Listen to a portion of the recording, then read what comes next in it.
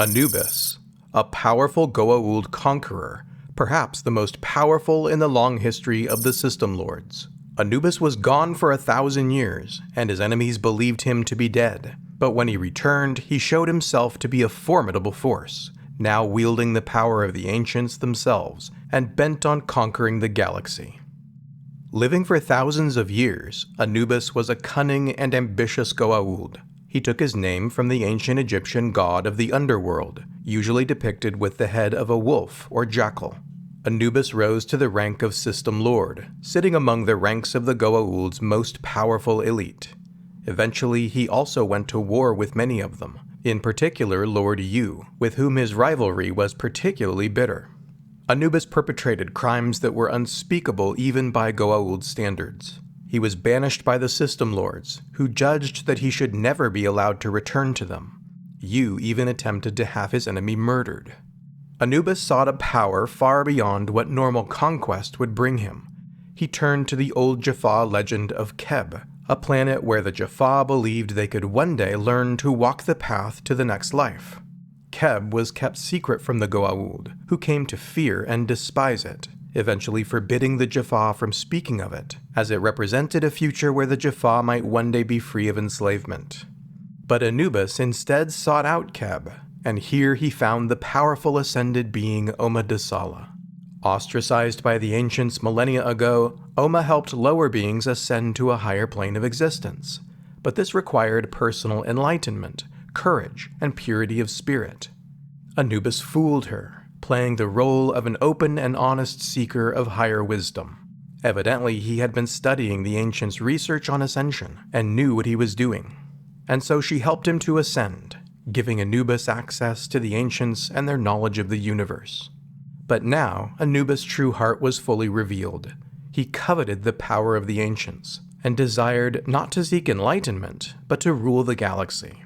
The ancients used their collective power to try and force Anubis to descend, robbing him of his immortality and returning him to a body of flesh and blood. But because he was now equal to them in power, their efforts were only partially effective. Anubis now existed between worlds, no longer fully ascended, but also not corporeal. Rather than a serpent occupying the body of a human host, Anubis was an immaterial being whose essence was contained in a mysterious visage as dark as space itself. As a result of his experience with ascension, Anubis was absent from the lower planes for 1,000 years. Yu and the other System Lords believed him to have died, and seized his armies and his territory. The legends of his ruthless cunning grew, and even in his absence, the visage of Anubis inspired terror.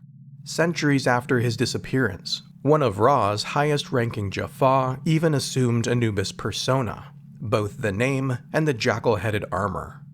Anubis himself now planned to return and reassert his newfound power amongst the System Lords. He moved slowly at first, recruiting lesser Goa'uld as his allies and agents, and searching the galaxy for various advanced technologies that the ancients had left behind when they ascended millennia ago. His knowledge of ancient technology, where to find it, and how to use it would make him a formidable power. After quietly learning about the state of the galaxy, including the System Lords and their various enemies, Anubis finally revealed himself to his former allies. He sent Osiris to represent his interests at a summit in the Hasara system. Anubis demanded to be readmitted to the ranks of the System Lords, outraging the oldest among them, Lord Yu, who remembered firsthand his old enemy's atrocities. To prove his new power, Anubis could cite the recent destruction of the Tolan. They were so advanced in their technology that the Goa'uld were forced to steer clear of their homeworld, lest a mothership be taken out by one of the powerful ion cannons that guarded the planet. But Anubis had sent a ship to Tolana, under the command of Tanith, equipped with new shields engineered from Anubis' knowledge of the ancients. Tanith quickly turned the tables on the Tolan and forced them to capitulate. Soon after, their once powerful civilization had been annihilated. Anubis also offered to the System Lords the destruction of the tok'ra, a resistance movement that had been a thorn in their side for millennia. Anubis had found the tok'ra hideout beneath the surface of Ravana, and even now had dispatched Lord Zapakna to destroy them. So too he promised to defy the Asgard-protected planets treaty and destroy the tok'ra of Earth, putting an asteroid on course to impact the planet so that the Goa'uld could deny any knowledge or blame. Some months later, Anubis even proved that his new shields and weapons finally made the Goa'uld a match for the Asgard.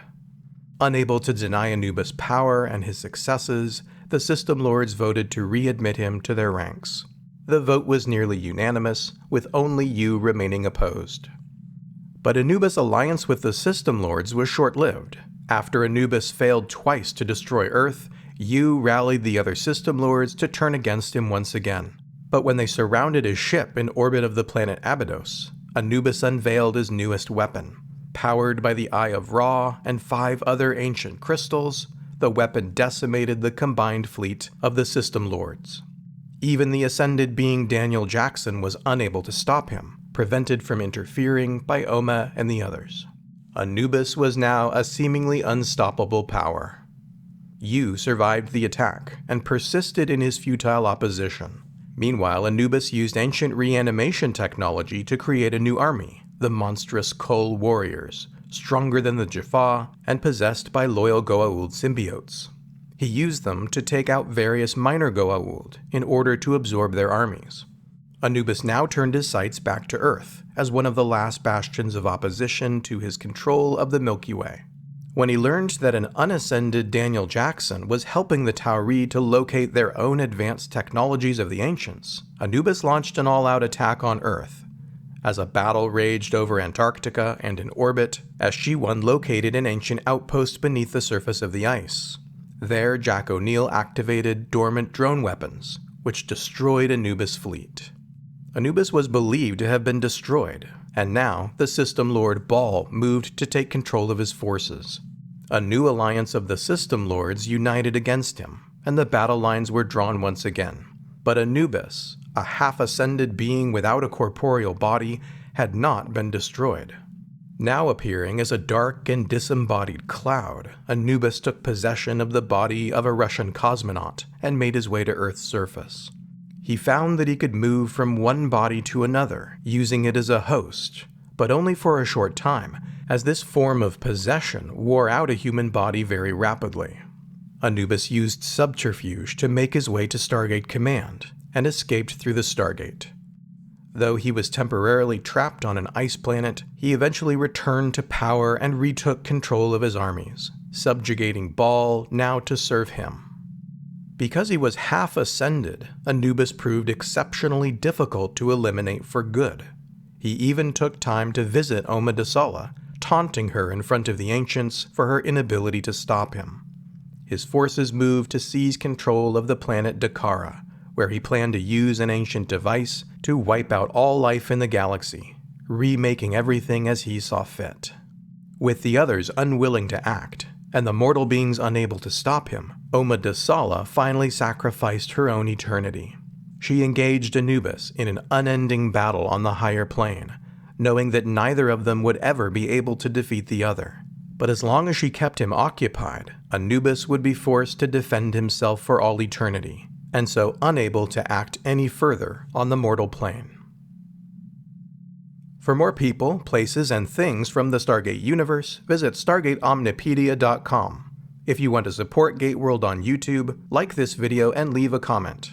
Check out this playlist for more videos from the Stargate Omnipedia.